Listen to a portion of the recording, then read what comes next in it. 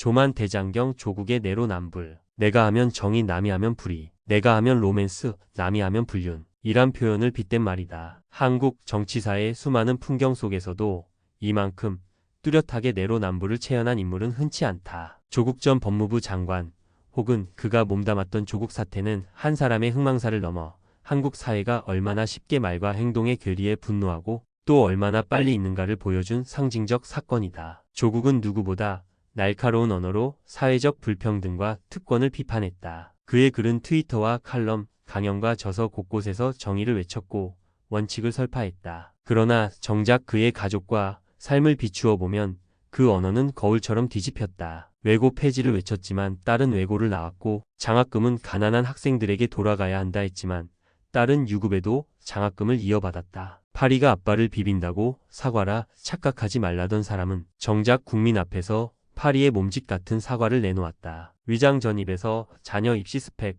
부동산 위장 매매와 세금 신고, 논문 윤리, 교수직과 정치 참여, 가족 재산, 은닉 의혹에 이르기까지 조국의 발언과 행동을 나란히 놓고 비교했다. 본문은 특정 정당의 입장을 대변하지 않는다. 다만 스스로 내세운 도덕의 잣대가 어떻게 스스로를 덮쳤는지를 보여줄 뿐이다. 조국의 위선을 드러내는 내로남불의 말들이 너무 많아서 대중 사이에선 팔만대장경에 빗대어 조만대장경이라고 조롱하기에 이르렀다. 조국의 내로남불, 조만대장경 이야기는 우리 사회 전체에 던지는 질문이다. 우리는 정말 말과 행동이 일치하는 정치를 원하고 있는가? 내로남불의 개념에 대해 좀 더 생각해 보고자 한다. 잠깐 여기서 좋아요, 구독, 댓글 부탁드려요.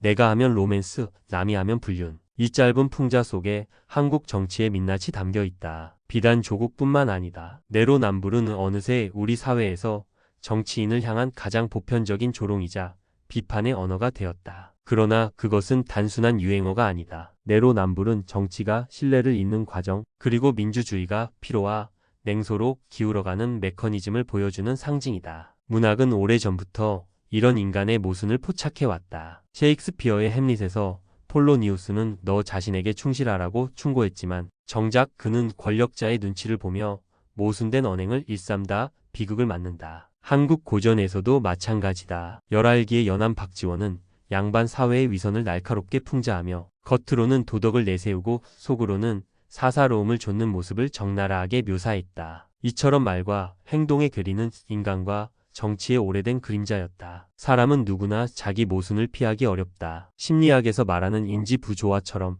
말과 행동이 어긋날 때 우리는 불편함을 느끼고 그 불편을 줄이기 위해 온갖 합리화를 동원한다. 내 경우에는 예외다. 사정이 있었다라는 식의 변명이 그것이다. 이렇게 보면 내로남불은 인간 본성의 그림자에 불과하다. 하지만 정치에서 그것은 훨씬 더 심각한 문제로 확대된다. 정치인의 언어는 사적인 발화가 아니라 공적인 약속이며 그의 행동은 개인적 선택이 아니라 제도와 사회의 신뢰를 담보한다. 따라서 말과 행동의 불일치는 단순한 허물이 아니라 민주주의를 근본부터 흔드는 배신으로 읽힌다. 미국 정치 철학자 한나 아렌트는 정치의 본질을 말과 행위의 일치에서 찾았다. 말이 행동을 담보하지 못할 때 정치 언어는 공허한 수사가 되고 시민은 진실과 거짓을 구분할 힘을 잃는다. 내로남불은 바로 그 진실성의 붕괴를 드러낸다. 독일 정치 철학자 하버마스가 강조한 공론장의 윤리 역시 마찬가지다. 상대에게 엄격하고 자신에게 관대한 태도는 담론의 대칭성을 파괴하고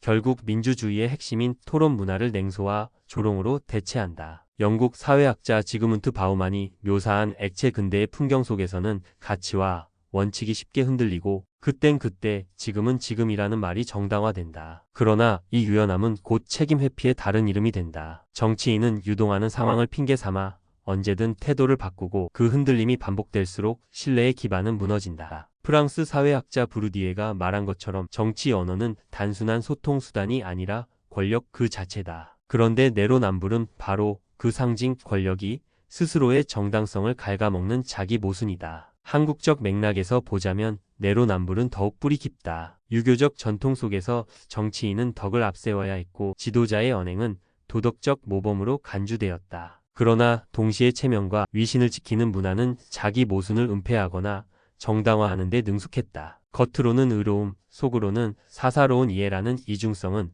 오랜 정치 문화의 그림자였다. 내로남불이 유독 한국 정치에서 강한 울림을 갖는 이유도 아마 이런 문화적 맥락 속에서 찾아야 할 것이다. 체면은 지켜야 하지만 현실은 그 체면을 늘 배반한다. 그러니 정치인의 말과 행동이 어긋날 때 시민은 그것을 단순한 위선이 아니라 익숙한 권력의 체질로 읽어내고 분노하는 것이다. 결국 내로남불은 인간이라면 누구나 빠질 수 있는 본성적 함정이지만 정치인에게는 훨씬 더 무거운 책임으로 다가온다. 그것은 단순히 개인의 일관성 문제를 넘어 공동체가 정치에 기대는 신뢰를 무너뜨리고 민주주의의 제도적 토대를 좀먹는 일이다. 아렌트가 말한 진실성의 위기, 하버마스가 지적한 공론장의 파괴, 바우만의 무책임한 유동성, 부르디에가 말한 권력의 자기 모순, 그리고 한국적 체면, 정치의 그림자까지 내로남불은 이 모든 지점에서 정치의 가장 심각한 균열로 드러난다. 그렇다고 희망이 없는 것은 아니다. 모순 없는 정치는 불가능에 가깝다. 그러나 그 불가능 앞에서 눈을 감을 것인가,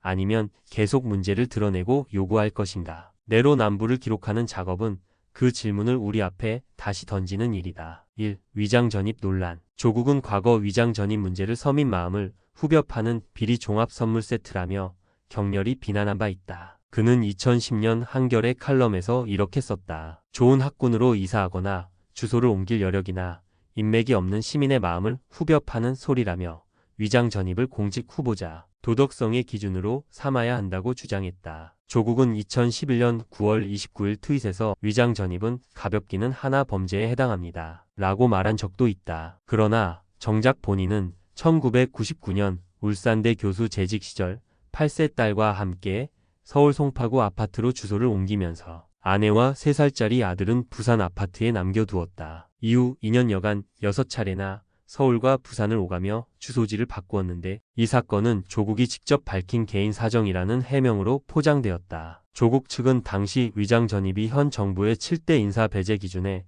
해당하지 않는다라고 반박했다. 2005년 이후 2회 이상 위장 전입한 사람만 공직 후보자에서 배제한다는 기준을 근거로 들었다. 그러나 야당과 여론은 민정수석 시절 맞춤형 셀프 기준을 마련한 것 아니냐. 내로남불의 끝판왕이라며 비판을 쏟아냈다. 네티즌들은 남의 잘못은 사냥개처럼 물어뜯고 자신의 허물은 부득이한 일로 합리화한다고 꼬집었다. 또한 그는 여러 인터뷰에서 말바꾸기를 보였다. 한 언론에서는 위장 전입한 적 있다고 시인하면서도 다른 인터뷰에서는 위장 전입한 바 없다고 진술을 번복했다. 위장 전입을 한 적도 있다. 내가 제사를 모시는데 집안 어른들이 내 명의로 선산을 구입하면서 실제 거주하지 않았던 친척 집으로 주소를 옮긴 적이 있다고 들었다. 1996년에도 위장 전입을 한 적이 있다. 이에 대해 웅동중 부지 매각에서 모종의 역할을 하기 위해 붙인 소유, 학교에 위장 전입한 것이 아니냐는 의혹이 제기되었다. 결국 조국의 위장 전입 사건은 그가 과거 비판했던 위장 전입 범죄와 정면으로 배치되는 사례로 스스로 주장하던 공직자의 도덕 잣대를 뒤엎는 전형적인 내로남불 행태로 기록된다. 시민들의 분노와 풍자는 축창은 일본 때문이 아니라 조국 때문에 들어야겠다라는 댓글로 집약되며 그가 공적 발언과 사적 행동 사이에서 얼마나 무겁지 않은 양심을 행사했는지를 명확히 보여주었다. 입시 특혜 딸 스펙. 조국은 언제나 공정을 노래해왔다. 그는 강연에서, 칼럼에서, SNS에서 부모의 지위와 권력을 이용해 자녀에게 불공정한 특혜를 주는 것은 우리 사회의 암적 병폐다라고 단언했다. 개천에서 용이 날 수 있어야 정의로운 사회다라고도 했다. 그때마다 청년들은 박수를 쳤다. 그가 말하는 공정은 현실을 벼려내는 칼처럼 날카롭게 들렸기 때문이다. 조국은 이명박 정부 시절 고위 인사들의 자녀 입시 특혜 의혹을 두고 이렇게 말했다. 부모의 권력으로 자녀에게 특혜를 주는 것은 청년 세대에게 씻을 수 없는 상처를 남긴다. 기회의 불평등은 곧 정의의 붕괴다. 그의 말만 놓고 보면 조국은 정의로운 사회의 수호자였다. 그러나 시간이 흘러 드러난 현실은 정반대였다. 칼을 휘두르던 손에 자기 자식을 감싸 안은 방패가 들려있다는 사실이 드러나자 세상은 경악했다. 바로 딸 조민의 입시 스펙 논란이었다. 그의 딸은 고등학교 시절 단국대 의과학연구소에서 인턴으로 참여해 단 2주 만에 의학 논문의 제일 저자가 되는 기적을 경험했다. 고등학생이 생물학의 전문 연구 논문을 선도적으로 이끈다는 설정은 과학자들이 보기에도 코미디였다. 학계에서는 노벨상 후보가 될 인재 아니냐는 비아냥이 터져나왔다. 또한 조국의 딸은 부산대 의학전문대학원에 진학하며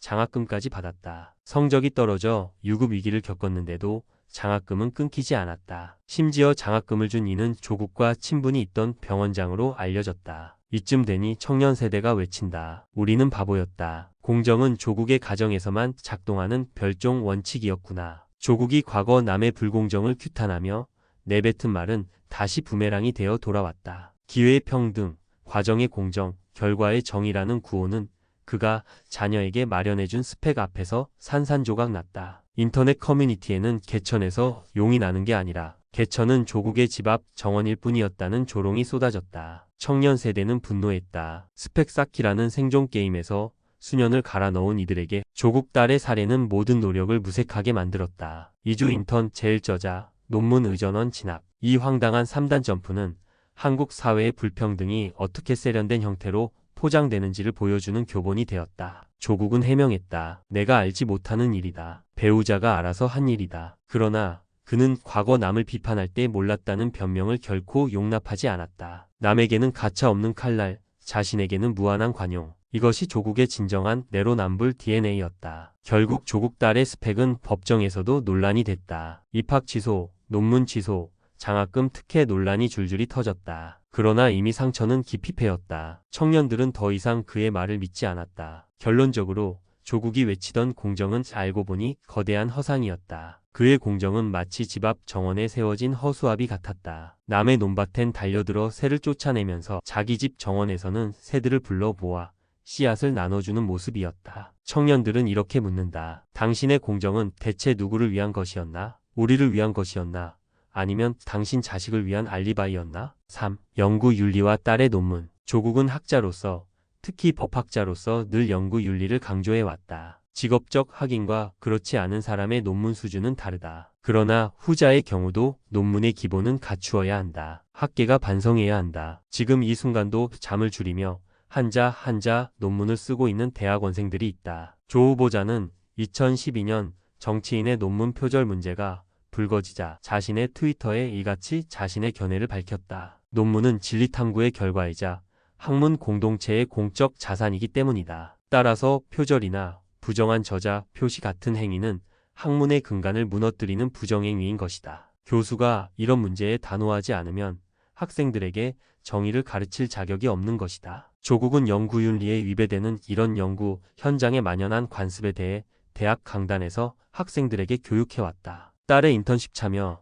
이전인 2008년 1학기 서울대 진리탐구와 학문윤리 강좌 개설을 앞두고 2007년 서울대학교 대학신문이 주최한 좌담회에서 조국은 다음과 같은 발언을 남겼다. 이 과목을 통해 학부생들은 미처 인식하지 못하던 탈윤리적 행위들을 새로이 찾아내고 그 유형을 인지함으로써 보고서 작성 등의 학사활동에 더욱 신중을 기할 수 있을 것이다. 더구나 한 차원 높아진 학생들의 학문윤리의식은 그간 관습의 미명 아래 묵인돼 왔던 교수들의 불법적 연구행태 혹은 논문 작성 행위에도 변화를 유도함으로써 궁극적으로 학내 구성원 모두의 학문윤리의식을 고취시키는 데 도움이 될 것이다. 지식사회니 지식기 반경제니 하는 얘기가 많은데 먼저 지식을 창출하는 환경과 절차가 깨끗해야 하지 않겠는가. 이처럼 고고한 원칙을 늘어놓던 그였지만 막상 자신의 가족이 연루된 순간 그 원칙은 마치 모래성처럼 무너져 내렸다. 조국의 딸이 고등학생 시절 의학 논문의 제일 저자로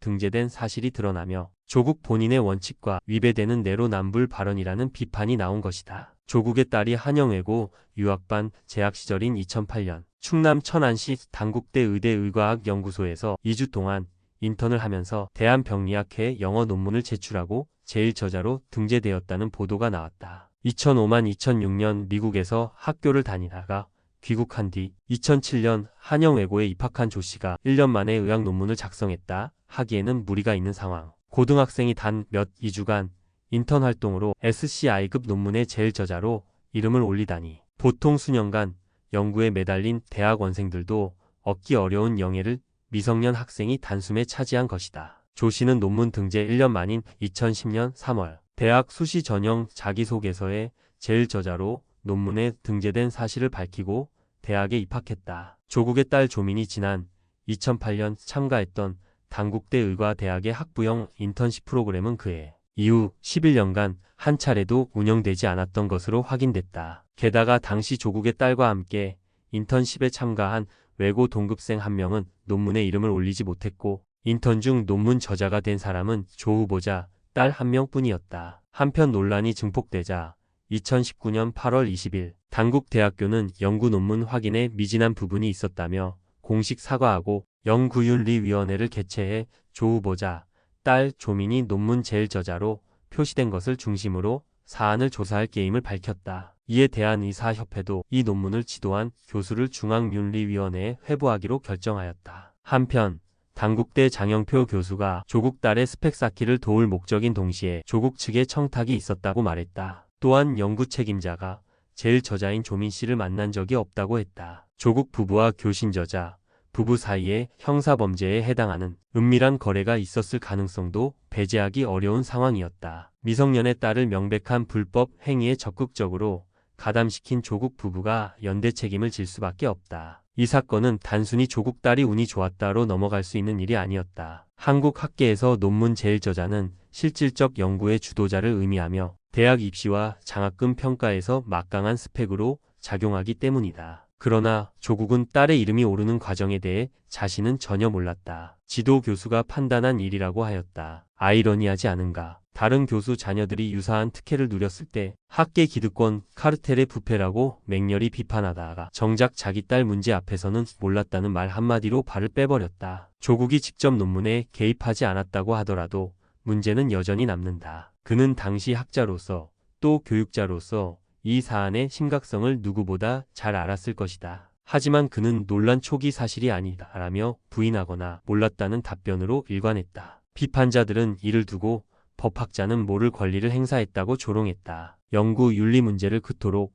신랄하게 비판하던 조국이 자기 가족의 특혜 논문 앞에서는 마치 침묵의 제일 저자가 된 셈이다. 사건이 터지자 학계와 국민 여론은 들끓었다. 이게 바로 금수저의 연구 윤리다. 노력보다 혈연이 우선한다. 논문은 과학이 아니라 스펙 제조기였나? 조국은 정의를 가르치면서 딸은 특혜를 논문으로 배웠다. 일부 청년들은 조국의 과거 발언을 다시 끌어와 비판했다. 특권 없는 사회를 위해 기득권의 부당한 관행을 깨야 한다던 조국이 정작 자기 집안은 그 부당한 관행의 최대 수혜자였던 것이다. 결국 이 사건은 단순히 한 학생의 논문 논란이 아니었다. 그것은 조국이 오랫동안 쌓아온 도덕적 상징성을 근본에서 흔들어버린 결정적 계기였다. 연구 윤리를 외치던 자가 그 윤리를 가족에게만 면제해주는 순간 그의 언어는 공허한 메아리에 불과했다. 조국은 학문의 정의를 설교했지만 딸의 논문 앞에서는 침묵을 택했다. 국민은 그 순간 조국의 정의가 학문적 원칙이 아니라 정치적 수사에 불과하다는 사실을 깨달았다. 4. 폴립에서의 교수직 유지. 그는 자신이 정치를 하기 전에는 10여 년간 정치교수 폴립에서에 대해 여러 차례에 걸쳐 학교와 학생을 버렸다 등의 표현을 써가며 비판했었다. 시작은 2004년 서울대학보에 쓴 논설 교수와 정치 지켜야 할 금도였다. 그래서 국회의원이 된 교수가 사직하지 않으면 그 기간에 새로 교수를 충원할 수 없게 된다는 논리를 폈다. 2008년에도 마찬가지였다. 조국은 한나라당 후보로 출마하려는 교수를 겨냥해 날카로운 잣대를 들이대던 사람이었다. 조국 교수는 같은 신문에 국회의원 공천 신청을 하는 순간부터 교수는 본연의 업무인 연구와 교육에 집중할 수 없다는 주장을 폈다. 그해 서울대 사범대의 한 교수가 총선에 나가기 위해 휴직을 신청하자 동료 교수들과 폴립에서 윤리 규정을 만들어 달라고 서울대 총장에게 건의했다. 이때 그는 정치를 위해 학교와 학생을 버린 교수에게 아무런 조치가 없다는 사실에 교수들이 분노하고 있다며 교수 한 명이 국회의원으로 활동하면 다른 교수 4명이 1년간의 안식년을 반납해야 한다고 했다. 조국 교수의 이런 발언들은 당시 정치에 진출하려던 동료 교수들을 향한 일종의 경고였다. 그는 학문 공동체가 폴립에서 정치와 학문을 동시에 욕심내는 교수들로 인해 피해를 입는다고 우려했다. 그의 언어는 언제나 엄정했다. 하지만 행동은 언제나 예외였다. 아이러니는 이후에 나타났다. 조국 교수는 2012년부터 활발한 SNS 활동을 통해 문재인 대통령을 공개적으로 지지해왔다. 조국 교수는 2017년 대선 선거 운동 기간에도 유세 현장에 등장해 문 후보 지지 연설을 하는 등 적극적인 모습을 보였다. 문재인 대통령이 당선되고 새 정부 출범 전날 조국 교수는 자신의 페이스북에 다음과 같이 썼다. 학인으로서의 삶을 사랑하는 제가 직업 정치인이 될 리는 만무하겠지만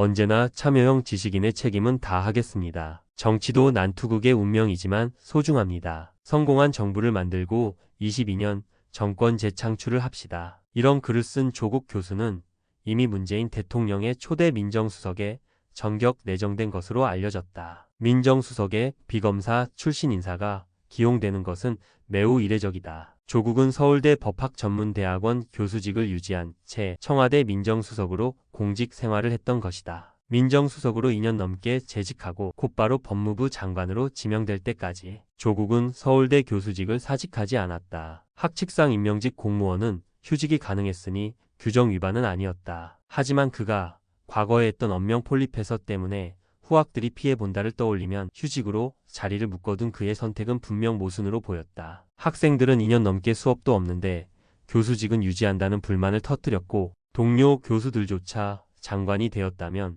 깔끔히 사직하는 것이 맞다고 지적했다. 조국은 스스로를 폴립해서가 아니라 사회적 책무를 짊어진 지식인, 곧 안가주망 지식인이라고 주장했다. 남들이 정치에 뛰어들면 폴립해서라 꾸짖고 자신은 지식인의 참여라고 포장한 것이다. 미디어 오늘은 이 논리를 조롱했다. 졸라가 드레피스 사건을 고발한 것은 고위 관직을 맡아서가 아니다. 안가주망은 관직 여부와 상관없다. 즉, 임명직을 맡았다고 자동으로 안가주망이 되는 것은 아니라는 지적이었다. 정치권에서도 비판은 이어졌다. 민주평화당은 내양남폴, 내가 하면 안가주망, 남이 하면 폴립해서이라 꼬집었고 바른미래당 하태경 의원은 학생들을 극우로 몰아붙이는 조국의 태도를 군사정권의 낡은 논리와 닮았다고 비판했다. 여론은 날카로웠다. 학생들의 반발은 더욱 노골적이었다. 학내 온라인 커뮤니티에서는 이 내로남불적 태도를 집중적으로 비판했다. 스노라이프 투표에서 그의 복직 반대 비율은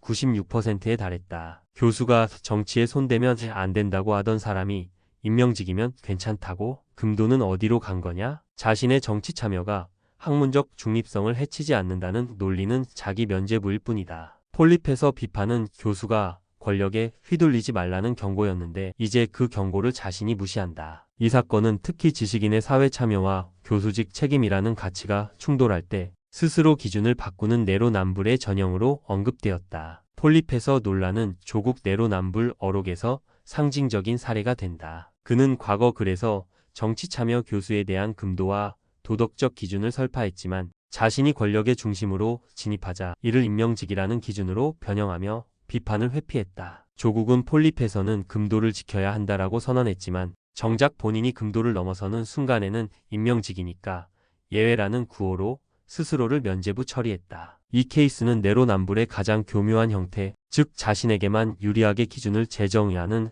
행위를 극명하게 보여준다. 청와대 민정수석으로 임명되어 학교를 떠났던 조국 서울대 교수가 다시 법무부 장관 후보 지명이 유력한 상황에서 학교에 복직했다. 조국 교수는 이후 또 학교를 떠나 법무부 장관으로 나아갔다. 표면적으로는 휴직 처리였지만 사실상 철밥통 교수직 보전이었다. 몇 년씩이나 여러 번 학교를 떠난 조국이 자신의 학교 복직에는 태연했다. 그는 강단으로 돌아가 학생들과 함께하겠다고 선언했다. 제가 연구나 강의를 소홀히 한 적이 없다고 생각이 든다며 조국은 한때 자리는 탐하지 않는다. 롯데 자이언츠 구단주 말고는 욕심이 없다고 농담처럼 말한 적이 있었다. 그러나 2019년 기자간담회에서 그는 과분한 이 자리 법무부 장관 외에는 어떤 공직도 탐하지 않겠다고 했다. 말은 달라졌지만 권력의 자리에 대한 그의 집착은 이미 드러난 셈이었다. 더구나 장관직을 맡으면서도 복직과 휴직을 반복하며 한 달치 월급까지 챙겨간 사실은 공적 책무와 사적 이익의 경계가 얼마나 흐려져 있었는지를 보여준다. 학생들은 조국 교수의 복직을 환영하기보다 우리는 정의를 배우러 왔지 위선을 공부하려고 온 게 아니다라는 냉소로 맞이했다. 비판자들은 국민 앞에서는 특권 타파를 외치면서 본인은 교수직이라는 안전망을 단단히 붙잡고 있었다고 꼬집었다. 국민의 눈도 달랐다. 조국이 다른 이들에게는 공직과 학문 사이에서 하나를 택하라 하면서 본인은 둘 다 움켜쥐고 있었던 것으로 보았다. 조국이 정치적 위기에 몰렸을 때 서울대 교수직은 그의 마지막 피난처가 되었다. 그래서 민정수석이나 법무부 장관직에서 물러난 뒤에도 그는 곧바로 복직을 신청했고 서울대는 이를 받아들인 것이다. 조국은 내로남불 언사와 태도로 정작 본인은 공직에서도 학계에서도 기득권의 달콤함을 놓지 않았다. 정치권에서 흔들리면 교수직으로, 학계에서 비판이 커지면 정치적 방패로 조국은 늘 양손잡이 전략을 구사했다. 당시 대학 안팎에서는 이런 비판이 쏟아졌다. 서울대가 한 개인의 방패막이가 되었나? 학생들에게 정의를 가르칠 자격이 있나? 법학 교수가 아니라 법학적 개변가 아닌가? 염치가 있다면 휴직이 가능해도 장기간 연구실을 비우는 것이니 스스로 교수직 사퇴하는 게 보기에 좋다. 당당하게 자신의 주장과 정책과 국가 비전을 정치를 통해 실현하고자 한다면 조국 교수도 민주당에 정식으로 입당해서 내년 총선에서 당을 위해 험지에 출마해서 국민의 선택을 받기 바란다. 결국 서울대가 2020년 1월 조국을 교수직에서 직위해제하기까지 그 과정에서 학생들의 수업권은 침해되었고 로스쿨 강의는 공백을 메우느라 부실화되었다. 폴립해서 논란은 단순히 한 개인의 모습만을 말하지 않는다. 그것은 지식인으로서의 언어와 정치적 실천 사이의 괴리, 즉 내로남불의 전형이다. 남을 향해선 원칙을 강조하고 자신에겐 예외를 적용한다. 안가주망이라는 고상한 철학적 개념도 그 앞에서는 곧 자기 합리화의 도구로 전락한다. 조국의 삶은 마치 이중계약 같았다. 국민에게는 헌신과 책임을 계약 조건으로 내밀고 자신에게는 안정과 특권을 보장하는 조항을 슬그머니 끼워 넣었다. 그는 공직자의 책임을 설교했지만 스스로는 교수직의 안전망을 끝까지 쥐고 있었다. 그는 학자의 양심을 강조했지만 실제로는 정치적 위기에서 살아남기 위한 보험증권으로만 활용했다. 결국 조국의 폴립해서 논란은 권력의 언어는 언제나 자신에게 관대하다는 오래된 진실을 다시금 확인시켰다. 그가 남긴 아이러니는 단지 한 교수의 흠결이 아니라 한국 지식인의 정치 참여가 어떤 방식으로 정당화되거나 비판받는지를 보여주는 상징적 사건이다. 결국 국민은 이렇게 묻는다. 조국이 우리에게 가르친 것은 정의였는가? 아니면 살아남는 기술이었는가? 5. 가족 재산 은닉 의혹. 조국은 평생 정의를 설파해왔다. 특권과 반칙 없는 사회, 부의 세습은 한국 사회의 고질병, 공직자는 모든 재산을 투명하게 공개해야 한다며 말만 들으면 그는 마치 재산 문제의 청렴 교과서 같았다. 그러나 실제 삶은 교과서가 아니라 교묘한 문제풀이집이었다. 조국 일가의 재산은 유독 가족 이름을 빙자해 흩어져 있었다. 배우자 정경심, 자녀들, 심지어 친척들까지 각종 펀드 투자, 부동산 거래에 관여했다는 의혹이 끊이지 않았다. 가장 대표적인 것이 사모펀드 투자 의혹이다. 조국은 자신은 몰랐다, 관여하지 않았다라고 항변했지만 펀드 운용사는 가족과 긴밀히 얽혀 있었다. 결국 가족 사모펀드라는 비아냥이 따라붙었다. 게다가 배우자의 차명 투자와 차명 계좌 운영 정황도 드러났다. 계좌의 명의만 바뀌었을 뿐 실제로는 가족 재산을 쪼개 관리한 것이 아니냐는 의혹이었다. 조국은 50억대 재산 공개 과정에서 가족 자산 일부를 축소 신고했다는 지적을 받았다. 배우자 명의의 주식 보유, 자녀에게 넘어간 펀드 지분 등은 뒤늦게 드러났다. 공직자 윤리법이 강조하는 투명성은 그의 사전에는 없었다. 여기에 편법 증여 의혹도 따라붙었다. 딸과 아들이 소유한 일부 금융 자산이 부모로부터 편법적으로 이전된 것 아니냐는 문제 제기가 이어졌다. 물론 조국 측은 합법적 절차라 했지만 국민이 보기에 그것은 합법의 외피를 씌운 꼼수에 가까웠다. 아이러니하게도 정의를 말한 조국의 목소리는 가족 재산을 차명으로 굴리고 은닉하고 쪼개 관리한 정황 앞에서 공허한 메아리로 바뀌었다. 한편 납세의 의무에 대해서 조국은 내로남불 입장이었다. 과거의 조국은 납세는 국민의 의무라면서 세금 탈루자들에 대해 맹비난을 퍼부었다. 그러나 정작 자신의 가족들이 세금을 납부하지 않았던 것에 대해서는 미안하다는 말로 끝냈다. 조국 어머니는 웅동학원 이사장으로 2,100만 원의 세금을 체납하여 지방세 고액 탈루자로 경상남도 공고문에 올라와 문제가 되었고 조국이 민정수석으로 지명되자 이를 뒤늦게 납부하였던 것이다. 조국의 아내 역시 조국이 법무부 장관으로 지명되자 건물임 대료 등 그동안 내지 않았던 종합소득세 수백만 원을 뒤늦게 납부하였다. 이렇게 조국이 민정수석으로 지명되자 어머니와 아내가 체납된 세금을 납부하고 그 후에는 또 아내가 세금을 체납한 후 다시 조국이 법무부 장관으로 지명되어서야 납부하는 등 여러 차례 세금을 체납하고 청문회가 임박되어 문제가 되자 뒤늦게 납부하는 모습을 보였다. 또한 조국 교수의 저서에서는 서민들이 IMF로 집에서 쫓겨난 고통을 말하며 경제적 불평등을 비판했지만 이후 IMF 사태 당시 경제난으로 인해 부채 상환이 되지 않아 압류되어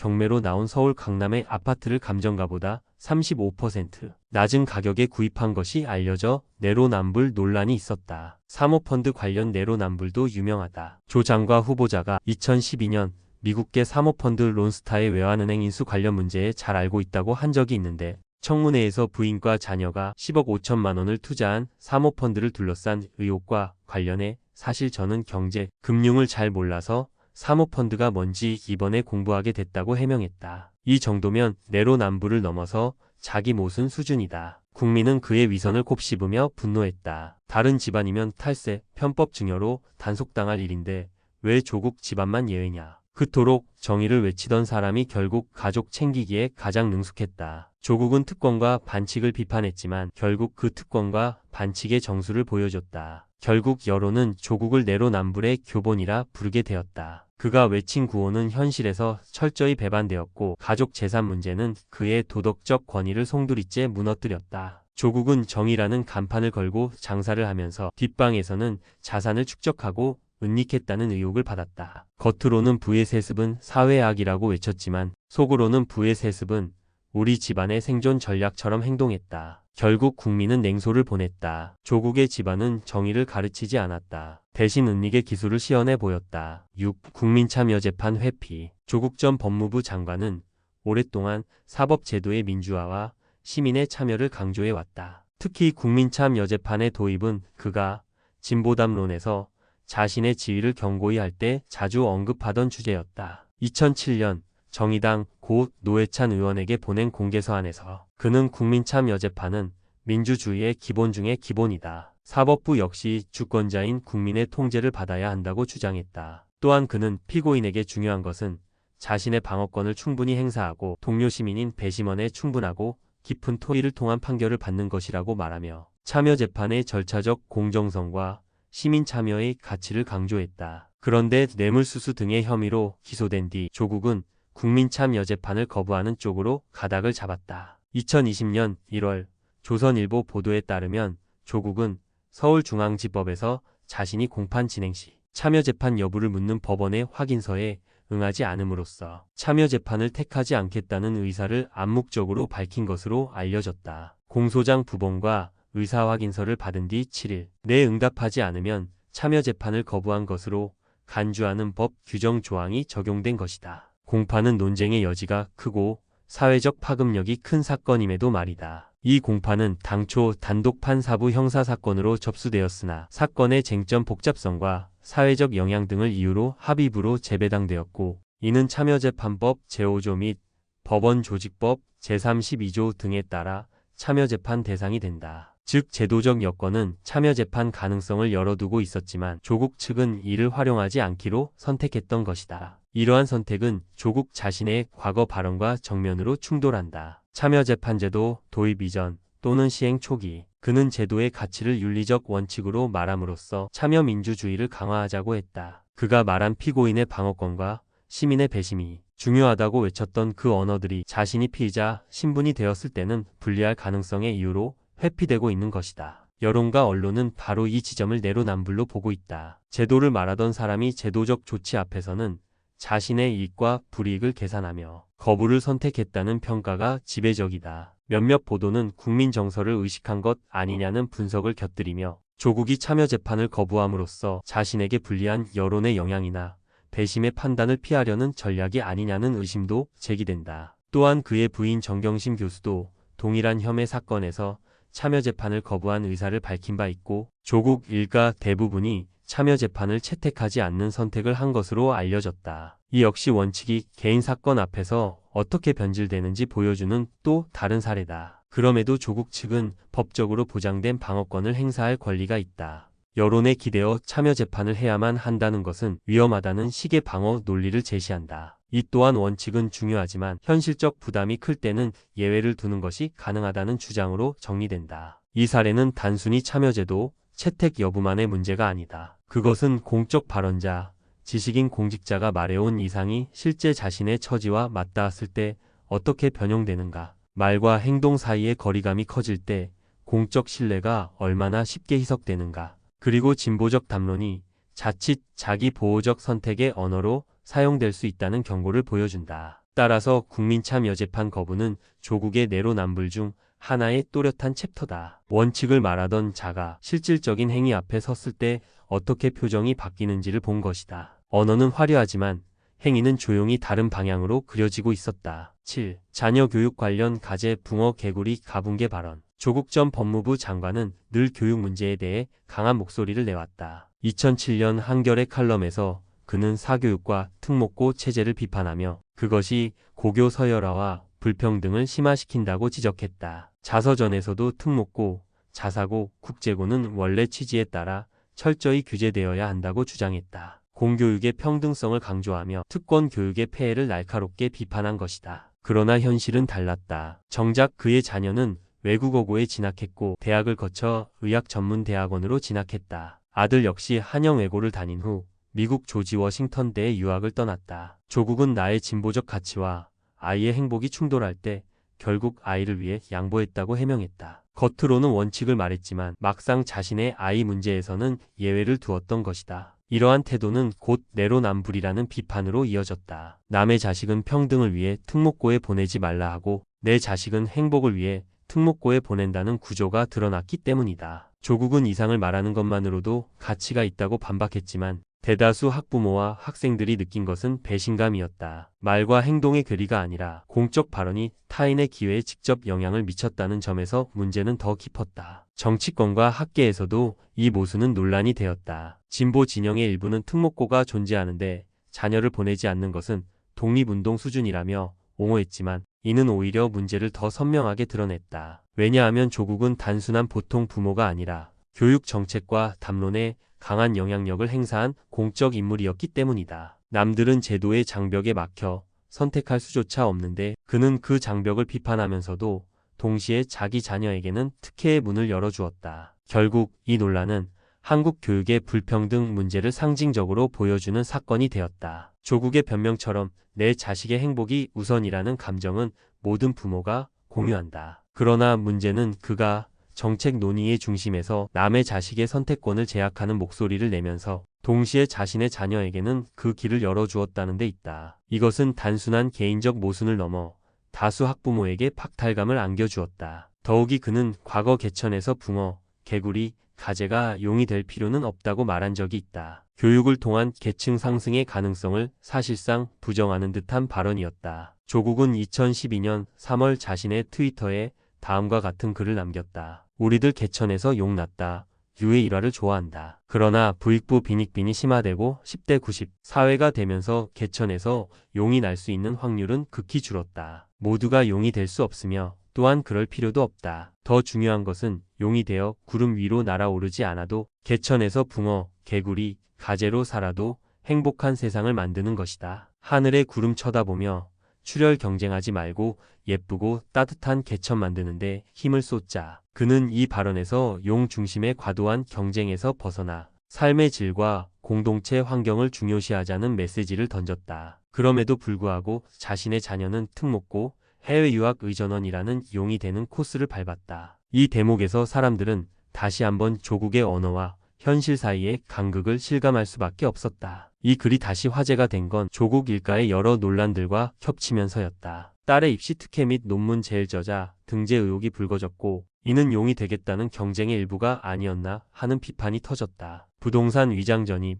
사모펀드 투자, 가족 재산 의혹 등 조국과 가족의 삶이 출혈, 경쟁에서 벗어나 공동체적 삶을 지향한다는 가붕괴의 이상과 상당히 거리가 있다는 평가를 받았다. 특히 정경심 교수 재판에서 검찰은 이 언급을 인용하며 조국 부부가 가재 붕어 개구리로 칭한 일반 학생학 부모들이 믿고 따른 공정 시스템을 훼손했다고 주장했다. 조국 측은 이 발언이 이상적인 가치에 대한 제안이며 현실 조건과 이상 사이의 간극을 지적하는 차원의 글이었다고 설명했다. 모두가 용이 될 필요 없다. 다만 경쟁의 과열과 기회의 불평등을 줄여야 한다. 이 말은 경쟁에서 탈락자들을 무시하자는 뜻이 아니라 경쟁의 기준과 시스템을 바꾸자는 제안이다. 조국의 자녀 교육 내로남불은 단순히 한 개인의 위선이 아니라 권력과 특권이 어떻게 공적 담론을 왜곡시키는지를 보여준다. 그는 이상을 말하는 것만으로도 가치가 있다고 했지만 이상이 공적 신뢰를 무너뜨리는 순간 그것은 더 이상 이상이 아니라 기만이 된다. 결국 이 사건은 하나의 교훈을 남긴다. 교육의 공정성은 구호가 아니라 스스로 지켜내는 실천에서 비롯된다. 말과 행동이 따로 노는 순간 이상은 힘을 잃고